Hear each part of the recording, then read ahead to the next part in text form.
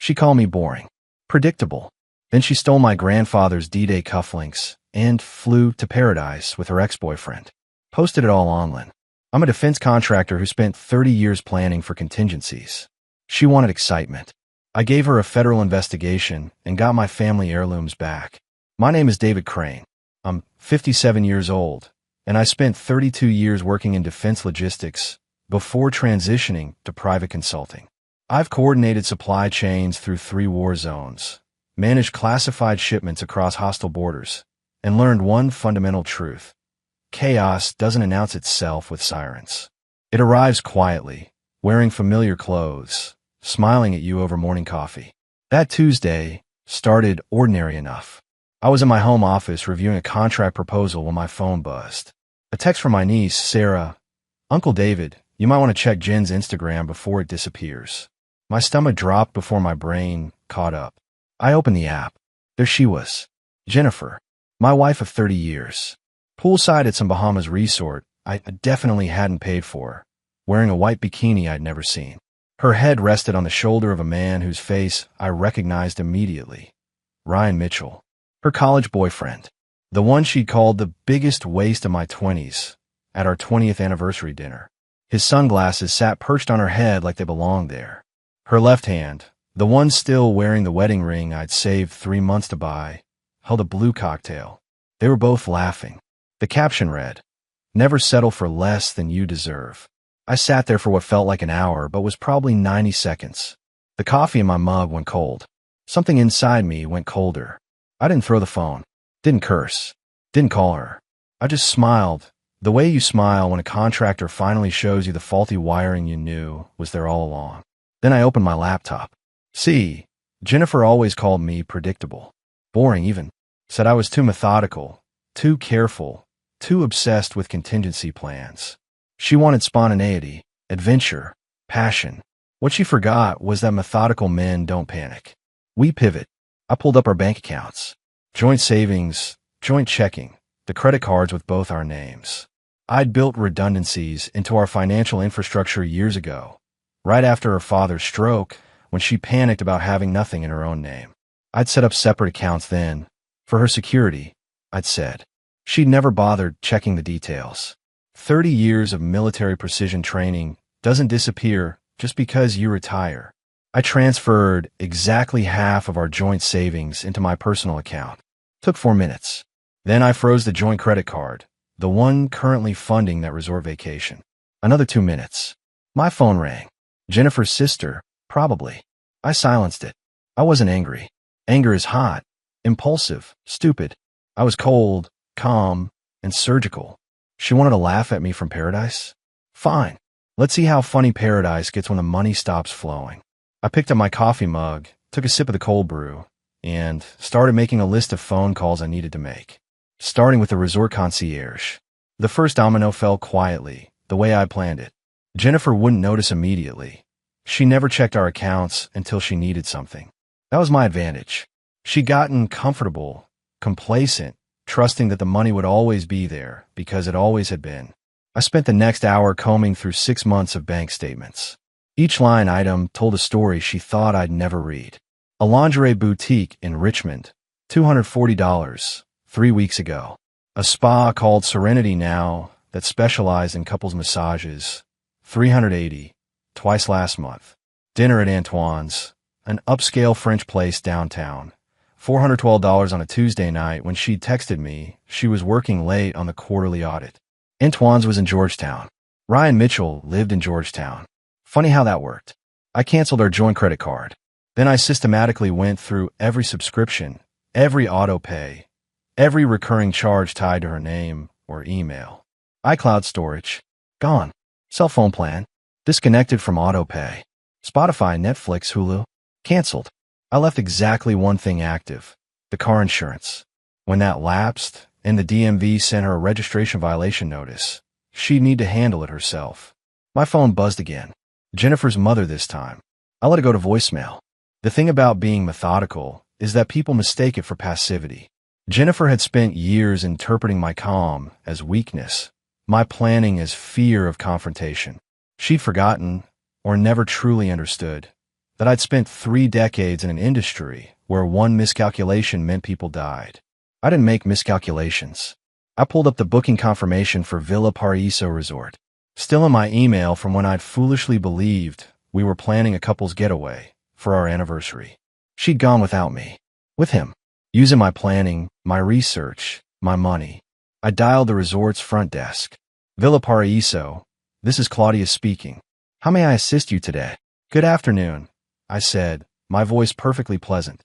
My name is David Crane. My wife, Jennifer Crane, is currently a guest at your resort. I need to make a change to the payment information on file. Of course, sir. May I have a reservation number? I read it off. Heard her keyboard clicking. Yes, I see the reservation here. How can I help? The credit card currently on file has been compromised, I said smoothly. I need to remove it from the account. All future charges should be billed directly to Mrs. Crane. She'll need to provide her own payment method going forward. A pause. Will you be providing an alternate card, sir? No, I replied. She's an adult. She can handle her own expenses. I understand. I'll make that notation immediately. Thank you for your assistance. I hung up and leaned back in my chair. The afternoon sun slanted through the window, catching dust motes in the air. Everything looked the same as it had this morning, but everything had changed. My laptop was still open. One more call to make. The most important one. I pulled up my encrypted email, the one I'd maintained since my DoD consulting days, and began typing. The subject line read, Spousal Financial Estrangement, Preliminary Documentation. This was a revenge. Revenge was emotional, chaotic, short-sighted. This was strategy. My son Benjamin arrived at my door that evening without calling first. He stood on the porch in his army fatigues, duffel bag over one shoulder, jaw set in that way that reminded me of myself at his age. Dad, he said simply. I stepped aside. He walked in, dropped his bag, and turned to face me. Olivia called me. Benjamin said. Show me the posts. I got emergency leave approved. Drove straight here from Fort Campbell. Something in my chest tightened. Not grief. Pride. My boy had dropped everything and driven 6 hours because his father needed him. You didn't have to do that, I told him. Yes, I did. He crossed his arms. What's the plan? I almost smiled. Not what happened. Not are you okay. What's the plan? That's how I'd raised him. I've already initiated financial separation, I said. Froze the accounts, contacted the resort, started documentation. He nodded slowly. Good. What else? There's something I need to tell you. I walked to my office, Benjamin following. I opened the safe built into the wall, the one Jennifer had never bothered learning the combination to. Inside, wrapped in velvet cloth, sat a pair of gold cufflinks. I handed them to Benjamin. He turned them over in his palm, examining the engraved initials, J.C. These belong to your great-grandfather, I said. He wore them at Normandy, carried them through France and Germany. My grandfather gave them to me before he died. They're worth about $4,000, but their real value is what they represent. Honor, sacrifice, family. Benjamin looked up. Why are you showing me this now? Because they're missing from the safe, I said quietly. I noticed yesterday when I was organizing documents. Your mother knew they were here. She's the only other person who's been in this office. His expression hardened. She took them. I checked the security cameras. I pulled up the footage on my computer.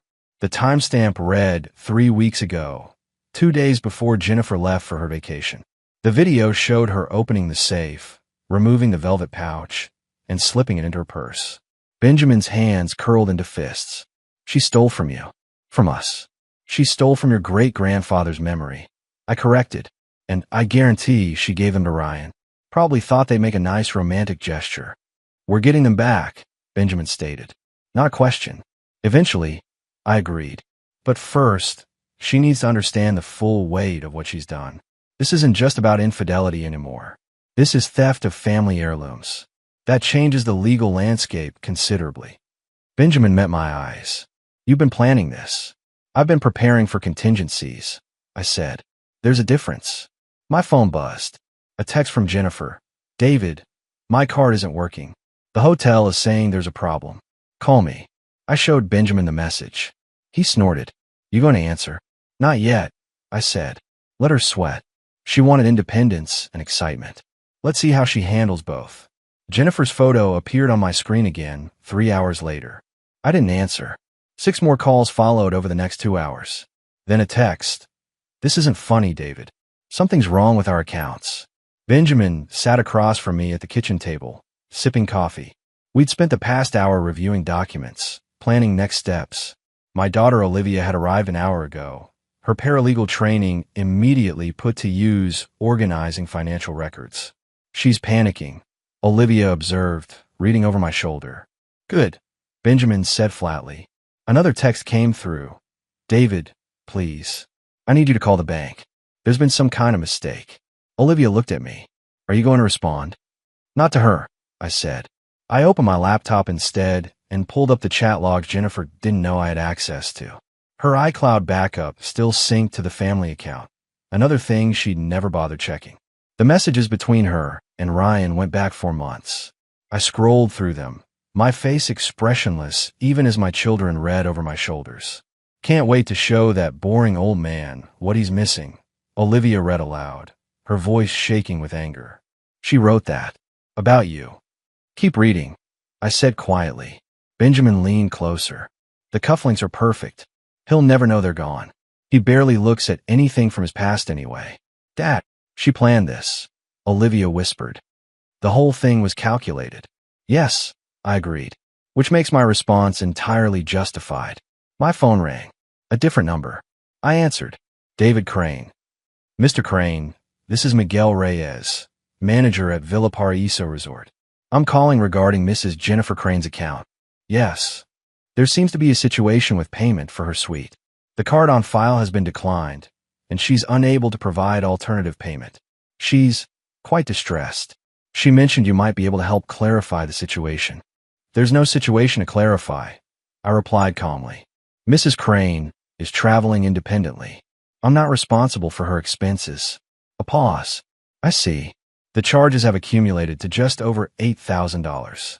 If we don't receive payment by tomorrow morning, we'll need to restrict room access and hold her passport per local regulations. That's between you and Mrs. Crane, I said. I'm not involved. Understood, sir. Thank you for your time. I hung up. Benjamin was grinning. They're going to hold her passport. Standard practice in the Caribbean for unpaid resort bills. I explained. She's not going anywhere until she settles her account. With what money? Olivia asked. Exactly, I said. My phone exploded with calls. Jennifer. Jennifer again. Her mother. Her sister Lindsay. I silenced them all. Then a new notification appeared. An email from the U.S. Embassy in the Bahamas. Subject line. Inquiry regarding U.S. citizen Jennifer Crane. I opened it. The message was brief and professional, requesting I contact them regarding my wife's situation abroad. Benjamin leaned back in his chair. Here we go. Here we go. I echoed and started composing my reply. The call came from Washington at 9:47 a.m. I was in my office, Benjamin reviewing security footage on one monitor while Olivia cross-referenced credit card statements on another. We'd built a war room in 72 hours. Mr. David Crane? The voice was male, professional, with that particular cadence that screamed federal employee. Speaking, I replied. This is Special Liaison Patrick Drummond with the Department of Defense Benefit Oversight Division. I'm calling regarding a flag that's been raised on your dependent travel credentials. I put the phone on speaker. Benjamin and Olivia stopped what they were doing. What kind of flag? I asked, though I knew exactly what kind. Our system shows unusual activity on benefits associated with your security clearance history. Specifically, dependent travel upgrades and facility access that may have been utilized without your knowledge or authorization. Can you confirm you're aware your spouse recently traveled internationally using these credentials? I became aware when she posted photos of herself on vacation with her boyfriend. I said clearly. I was not informed of the trip, did not authorize the use of any military-associated benefits, and have since separated all financial ties. A pause. I heard typing. Mr. Crane, this is a serious matter. Unauthorized use of DoD-linked benefits constitutes fraud under federal law. We'll need a formal statement from you. Are you willing to provide one? Absolutely, I said. I have documentation, including communications proving she was aware these benefits were tied to my clearance status and used them anyway. We'll be sending you secure forms within the hour. Mr. Crane, I need to inform you that your wife's travel status may be restricted pending investigation. The embassy has been notified. Understand, I replied. After he hung up, Benjamin leaned back in his chair. Dad, she's not getting out of there anytime soon, is she? Not unless she finds $8,000 for the resort bill, plus whatever fines the DOD investigation adds, I said. And even then, she'll be flagged in the system for months. My phone buzzed. Jennifer. Again. I'd stopped counting how many times she called. This time, though, there was a voicemail. I played on speaker.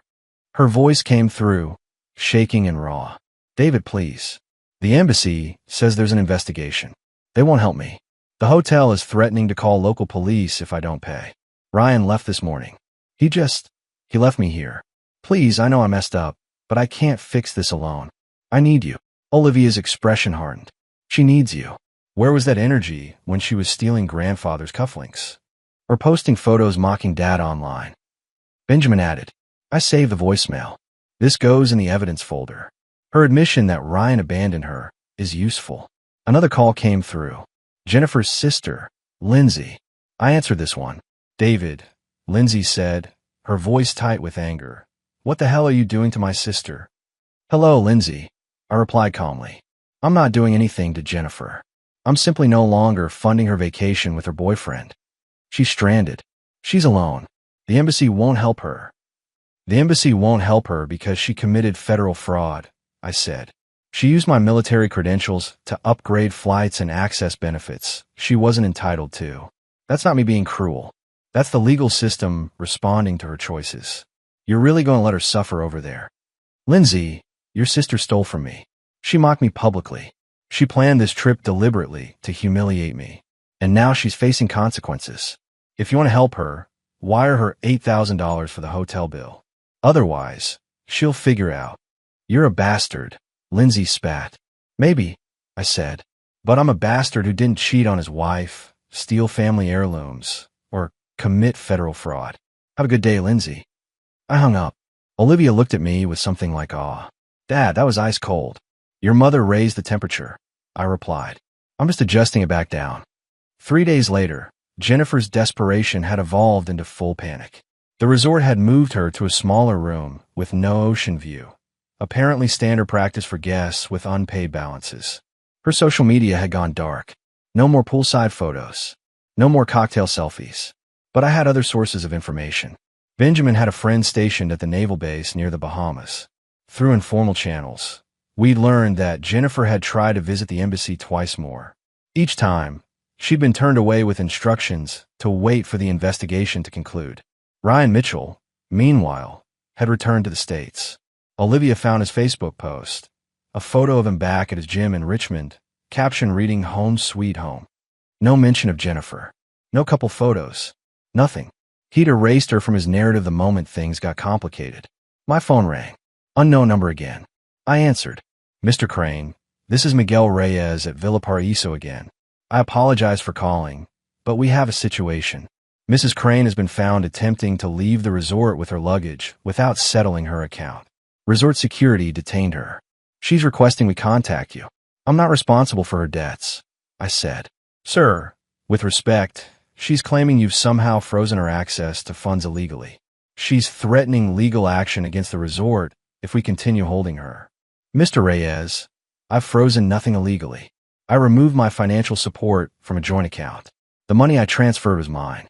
She's welcome to pursue legal action, but she'll find judges aren't sympathetic to spouses who commit adultery and fraud. A long pause. What would you suggest we do, sir? Contact her parents, I said, or her boyfriend who abandoned her, or her sister. But I'm done being her safety net. Understood. Thank you for your time. I hung up and looked at my children. How long do you think it takes before she breaks completely? She's already breaking, Olivia said, showing me her phone. Look, it was a Facebook post from Jennifer's mother, Martha. Public post. The text read, some people forget who sacrificed everything for them. David Crane paid for my husband's cancer treatment when our insurance failed. He fixed our roof after the storm. He never asked for anything back. My daughter forgot what loyalty looks like. I have it. Benjamin whistled low. Her own mother just threw her under the bus. That's not throwing her under the bus. I corrected. That's telling the truth. Something Jennifer stopped doing months ago. My email pinged. Subject line, Federal Benefit Misuse Investigation. I opened it. The message was from Special Liaison Drummond. Mr. Crane, thank you for your detailed statement and supporting documentation. Based on the evidence provided, we're moving forward with formal proceedings. Mrs. Jennifer Crane's dependent travel privileges have been suspended indefinitely. She will be required to appear for questioning upon her return to U.S. jurisdiction. We appreciate your cooperation in this matter. I forwarded the email to my lawyer with a note. Keep this on file. May need it for divorce proceedings. Benjamin stood up and stretched. Dad, you've essentially trapped her in paradise with no money, no allies, and a federal investigation waiting when she gets home. That's pretty hardcore. Your mother wanted excitement, I said simply. She got it. Jennifer came home on a Thursday, 3 weeks after she'd left. Not in triumph, but in defeat. Her parents had finally wired money to the resort. $8,000 for the bill, another $2,000 for her flight home. Economy class, middle seat, no upgrades. Benjamin had spotted her flight information through connections I didn't ask about. We were ready. I didn't go to the airport. Neither did our children. Instead, I hired a process server to meet her at baggage claim with divorce papers and a restraining order preventing her from entering our former home, the one I'd sold 2 weeks earlier. Olivia had helped me document everything for the sale. The house had been in my name only, purchased before our marriage. Jennifer had signed a quitclaim deed years ago during refinancing. She'd never bothered reading what she signed. The sale netted $680,000. I split it evenly between Benjamin and Olivia for their future home down payments. Jennifer got nothing. My phone rang at 4:17 p.m. Jennifer. I answer this time. David. Her voice was hollow, scrape raw. Where are you? At my new apartment, I said calmly. Where I've been living for 2 weeks. The house. There's a sold sign. There's a family moving furniture in. What did you do? I sold my house, I replied. It was mine. The deed was clear. That was our home. Her voice broke. 30 years, David. You should have thought about that before you posted vacation photos with your boyfriend, I said. Or before you stole my grandfather's cufflinks to give to him. Silence. Then, quietly. How did you know about that? Security cameras. I have video of you taking them from the safe. Ryan's been served with a civil suit for receiving stolen property. He'll either return them or face criminal charges. His lawyer has already reached out about settling. David, please. I have nowhere to go. Your parents have a house. Your sister has a spare room. Ryan has an apartment. Oh wait, he blocked your number, didn't he? You're enjoying this, she said bitterly. I'm not enjoying anything, I replied. I'm simply no longer your solution to problems you created. Jennifer, you're being served with divorce papers. The grounds are adultery and fraud. I have documentation of everything. The affair, the stolen heirlooms, the federal benefit misuse. My lawyer estimates this will be finalized in 90 days. You should get your own attorney. With what money? She screamed. You took everything. I took what was mine. I corrected. The joint accounts were split legally. The house was mine. The benefits you abused were mine. You still have your car, your personal belongings, and whatever Ryan bought you before he realized you were a liability. I hate you, she whispered. That's fine, I said. But you'll hate me from a distance. The restraining order is active. Don't contact me except through lawyers. Goodbye, Jennifer. I hung up and blocked her number. Benjamin walked into the living room of my new place. How'd she sound? Broken, I said. Good. He sat down across from me. Dad, I need to tell you something. Ryan's gym buddy contacted me. Ryan's telling people you fabricated the whole thing, that Mom was just on a girl's trip, and you went crazy. I smiled. Did he forget about the photos? The captions? The timestamps? Apparently he thinks people will believe him over evidence. Then he's dumber than I thought, I said. Olivia's already compiled everything into a digital folder. If Ryan wants to play that game, we'll make sure everyone in Richmond knows exactly what kind of man he is. My phone buzzed.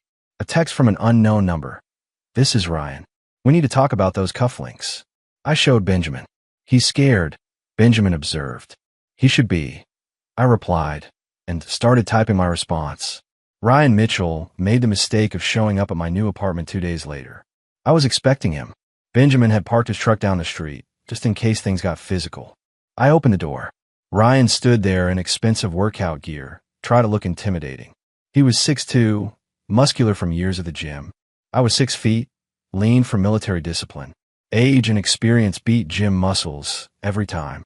"David," he said, "we need to talk." "No, we don't," I replied. "You need to return stolen property. That's not a conversation. That's a legal obligation. Those cufflinks were a gift. Jenny gave them to me. Jennifer had no right to give them. They were family heirlooms held in trust. She stole them. You received stolen property. That's a felony in Virginia. Would you like to explain that to the police, or would you prefer to return them quietly?" His jaw tightened. "You're bluffing." I pulled out my phone and showed him the video footage. Jennifer opening the safe, removing the velvet pouch, closing it again. Timestamp clearly visible. "That's theft," I said. "Documented, dated, saved in 3 separate locations. My lawyer has already filed a civil suit. The criminal complaint is drafted and ready to file if you don't cooperate. Your choice, Ryan." He stared at the screen. "She said you'd never notice." "She was wrong about a lot of things," I said. "Do you have them here, or do I need to get a warrant?" He reached into his jacket pocket and pulled out the velvet pouch, handed it over like it burned his fingers. I opened it. Both cufflinks, undamaged. I felt something unclench in my chest. "Smart decision," I said. "Is that it? Are we done?" "Almost," I replied. "One more thing. You're going to sign an affidavit stating you received these under false pretenses and are returning them voluntarily. My lawyer will email it to you today. You have 24 hours to sign and return it, or the criminal complaint gets filed." "You're a real piece of work," Ryan muttered. "No," I corrected. "I'm a man protecting what's mine. You're a coward who ran the moment things got complicated. Jennifer learned that lesson in the Bahamas. Maybe you should remember it before you go after someone else's wife." He turned and walked away without another word. Benjamin appeared from around the corner. "That went well. Better than expected," I agreed, holding up the pouch. "These are going in a safety deposit box. No one touches them again." We walked back inside. Olivia was waiting with her laptop. "Ryan just posted on Facebook," she said, turning the screen toward me. The post read, "Some people can't let go of the past. Moving forward with positivity." "Screenshot that," I said. "It'll be useful when we show the pattern of his behavior. Man steals from his girlfriend's husband, returns the stolen property when threatened with charges, then plays the victim online. That's textbook narcissism." "Already saved," Olivia confirmed. "Dad, have you thought about what happens when the divorce is final?" "I start living again," I said simply, "without someone who sees me as boring, without someone who takes what I've built. Just me, building something new." Benjamin put a hand on my shoulder. "You've got us." "That's not nothing. That's everything," I corrected. My phone buzzed. A text from Jennifer's lawyer. "Mr. Crane, we need to discuss settlement terms. My client is requesting spousal support given the length of the marriage." I showed it to Olivia. She started laughing. "What's she going to argue?" Olivia asked. "That she deserves support after committing adultery and federal fraud? Good luck with that." I typed back. "Your client can request whatever she wants. She'll get nothing. See you in court." Jennifer wanted to negotiate, but I didn't negotiate with people who'd already shown me they couldn't be trusted. I'd spent 30 years learning that lesson in defense contracting. Jennifer had just given me a refresher course. The divorce was finalized on a gray October morning, 93 days from filing to completion. Judge Matthews hadn't minced words in his ruling. "This court finds clear evidence of adultery, fraud, and premeditated deception on the part of Mrs. Crane. She is entitled to nothing beyond her personal effects." Jennifer had sat stone-faced through the entire proceeding. Her lawyer barely put up a fight. I left the courthouse with Benjamin and Olivia. We didn't celebrate. This wasn't victory, it was closure. 2 weeks later, I received a call from Special Liaison Drummond. "Mr. Crane, the DOD investigation has concluded. Mrs. Crane pled guilty to misuse of dependent benefits. She's been fined $12,000 and placed on a federal watch list.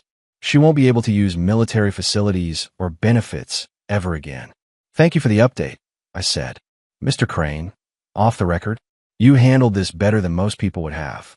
You documented everything, stayed calm, and let the system work. That takes discipline." "I had good teachers," I replied. What he didn't mention was that Jennifer had also lost her job. Her employer had quietly let her go after the federal conviction became public record. News traveled fast in small professional circles. I heard through mutual acquaintances that she was living in a studio apartment on the edge of town, working retail. Ryan had blocked her on everything. Her parents spoke to her, but relationships were strained. I felt nothing about it. Not satisfaction, not pity, just absence. My phone buzzed. A text from Sarah, my niece. Uncle David, I'm proud of you. Grammy would have been too. My grandmother had raised me after my parents died. She taught me that dignity wasn't about never falling. It was about how you stood back up. Jennifer had tried to knock me down. I'd stood up and walked away instead. I looked at the cufflinks on my dresser, back in their velvet case in a new safe. My grandfather's legacy, preserved. Benjamin would inherit them someday, then pass them to his own children. Some things were worth fighting for. Some people weren't. Jennifer had taught me to know the difference. Spring came early that year. I was on my back porch, watching my neighbor's kids play basketball, when Olivia pulled into the driveway. She wasn't alone. The woman with her was maybe 50, with kind eyes and gray streak hair, pulled into a loose bun. She wore jeans and a cardigan and carried a casserole dish. Dad, Olivia called. This is Dr. Andrea Sullivan. She works at the hospital with me, cardiology department. Andrea, this is my father, David. Andrea extended her hand. Olivia's told me a lot about you, Mr. Crane. All good things, I promise. Her smile was genuine. No agenda behind it. No calculation. Just warmth. Call me David, I said. And thank you for the casserole, though you didn't need to bring anything. Old habit, Andrea replied. My grandmother always said never show up empty-handed. We talked for an hour on that porch. Andrea was a widow. Her husband had died 4 years ago from a heart attack. She had 2 grown sons, both teachers. She liked hiking, old movies, and terrible puns. She laughed easily and listened carefully. When I mentioned my consulting work, she asked intelligent questions. When I talked about my kids, she smiled like she understood exactly what I meant. After she left, Olivia lingered. She's nice, isn't she? Olivia asked carefully. Very nice, I agreed. She's been through something similar. Her husband wasn't unfaithful, but she understands loss. I thought, maybe you two could be friends. I looked at my daughter. You're matchmaking? I'm introducing 2 good people who deserve good things, Olivia corrected. What happens after that is up to you. Benjamin's truck pulled up. He joined us on the porch, and I told him about Andrea. Dad dating again. Benjamin grinned. About time. I'm not dating, I protested. I met her once. But you liked her, Olivia pressed. I thought about Andrea's laugh, the easy conversation, the lack of games or pretense. Yeah, I admitted. I did. Then call her, Benjamin said simply. So I did. We met for coffee the next week. Then dinner. Then a hike through Shenandoah. Andrea didn't need me to be exciting or spontaneous. She appreciated steady. She valued consistent. She saw methodical as a strength, not a flaw. 8 months after Jennifer posted those photos, I stood at a lookout point in the Blue Ridge Mountains with Andrea beside me. The valley stretched out below, endless and green. Beautiful, isn't it? Andrea said. It really is, I agreed. She took my hand. Not possessive, just present. Just there. I'd spent 30 years with someone who saw me as a safety net, a backup plan, a stable option while she looked for better. Andrea saw me as a choice, one she made every day, deliberately and happily. That was the difference between settling and choosing. Jennifer never understood that. Andrea did. And for the first time in years, I felt like I was exactly where I belonged.